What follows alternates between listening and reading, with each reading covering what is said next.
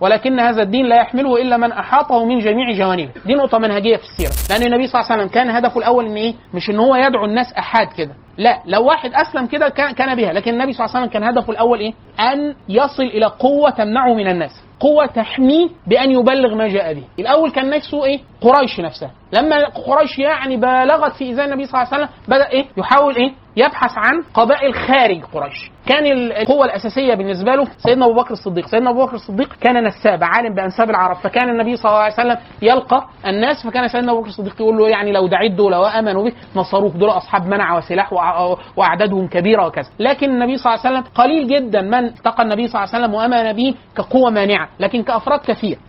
في ناس كثيره جت على النبي صلى الله عليه وسلم فامنت به. القبائل لا، في قبائل وافقت ولكن اشترطوا، في قبائل قالوا له ننصرك بس ايه؟ بشرط ان احنا لا نقاتل لا فارس ولا الروم، احنا نقاتل بس ايه؟ العرب. ليه؟ قالوا له يعني الروم وفارس الذنب عندهم ايه؟ غير مغفور، يعني دول قوة ضخمة وحضارة قوية وجيوش، والعرب لا يعني كانت تخاف من الفارس والروم في الجاهلية. كان من ردود النبي صلى الله عليه وسلم، والرد ده يعتبر رد منهجي، فالنبي صلى الله عليه وسلم قال لهم ايه؟ ما اخطأتم اذ افصحتم بالصدق، ولكن هذا الدين لا يحمله الا من احاطه من جميع جوانبه. دي نقطة منهجية في السيرة، يعني قال لهم انتم صادقين، وده خصلة حسنة، بدل ما كانوا يغرروا بالنبي صلى الله عليه وسلم يقولوا له هننصرك، ولما يجي يحارب فارس الروم يقولوا له لا نقاتل فارس الروم، قالوا له من الاول احنا لو امنا مش هنعمل 1 2 3 4. فقال لهم ما اخطأتم اذ افصحتم بالصدق ولكن هذا الدين، اما الدين ده لا يحمله الا من احاطه من جميع جوانبه. يعني الاسلام كل لا يتجزأ، كل يتجزأ في الفعل ولا الايمان؟ في الايمان. يعني انت تؤمن بالشيء، واحد يقول لك طب وايه فرق ان انا اامن بيه وما اعملوش؟ ما انت ممكن تامن بيه ولم تتمكن من القيام بيه، لكن تؤمن بيه انفع لك في الدنيا والاخره. لكن هو مقر بالامر ولكن هو عاجز وما يقدرش يعمل ده، وده فرق كبير جدا. ان انت دايما ايه؟ الاصل ان انت تقر بالشيء.